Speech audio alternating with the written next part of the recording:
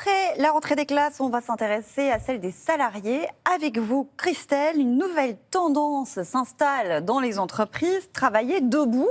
Est-ce que c'est bon ou mauvais pour notre santé? Alors, ça ne vous a pas échappé. C'est vrai que depuis une vingtaine d'années, les bureaux ont vraiment évolué. Ils sont plus design, ils sont plus confortables.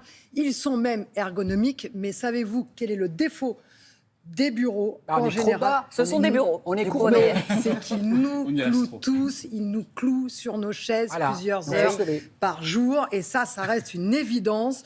Selon les enquêtes sur le sujet, les Français passent en moyenne 7 à 10 heures par jour assis.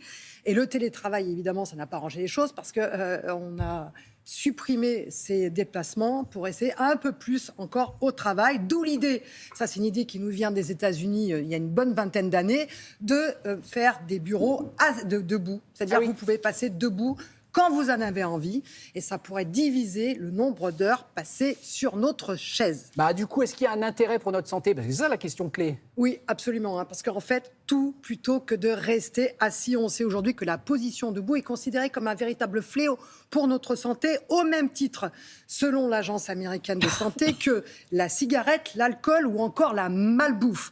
En fait, des chercheurs américains ont pu montrer que rester debout pendant 11 heures par jour, comparativement à 4 heures par jour, augmentait de 40% le risque de mort prématurée. Rester assis. Excusez-moi, restez assis. Combien d'heures, d'après vous restez assis par jour? Debout. Déjà, vous restez 3 heures tous les matins. Après, vous avez les réunions. Après, on est couché plutôt. Oui, c'est ça. Après, on a l'impression que ça. 7 heures, facilement 7 heures, 7-8 heures. Donc, évidemment, c'est un risque pour notre santé. Explication, il y a une augmentation des marqueurs inflammatoires avec une augmentation des risques de cancer, une diminution du métabolisme des graisses, augmentation de la tension artérielle. Rester assis, ça augmente la tension artérielle.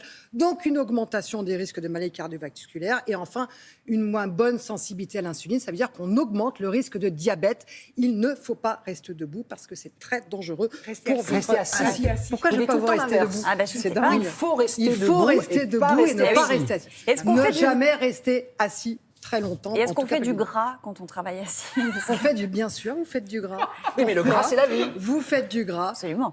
Et rester debout, ça permet de consommer plus d'énergie que de rester assis. C'est très simple. C'est bon parce pour que le vous foie. avez plus de muscles qui sont engagés. Alors, certains chercheurs se sont amusés à calculer. Je veux dire, on est obligé. Ça fait faire Allez, on le fait. Il faut le faire, Maya. une demi-calorie pauses, par nous. minute. Voilà, une demi-calorie par minute, c'est pas énorme. Une demi-calorie par minute. Oui, mais une demi-calorie Ça par fait minute. 30 par Mais heure. non, mais faites le calcul à la fin de la journée, c'est Ça fait intéressant. 30 par heure. Oui, Exactement. Ça fait Vous n'allez pas nous motiver avec 30 ça. calories par heure. sans et c'est blaguer, pas 30 par n'importe heure. quoi, absolument. 240 et au ça bout vous d'une permet journée. d'augmenter votre masse musculaire. Il y a le C'est pain pas au mal. chocolat à la fin de l'émission. Je peux vous Non, dire qu'on jamais. n'est pas à 30 calories. Plus de pain au chocolat. Vous avez vu? Vous n'avez pas réagi? Pain au chocolat?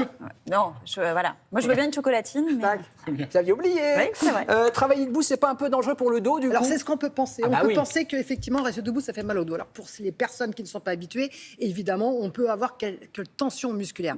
Mais en dehors des cas particuliers, il faut savoir que rester assis, penché sur votre bureau, ça augmente la pression entre les vertèbres davantage.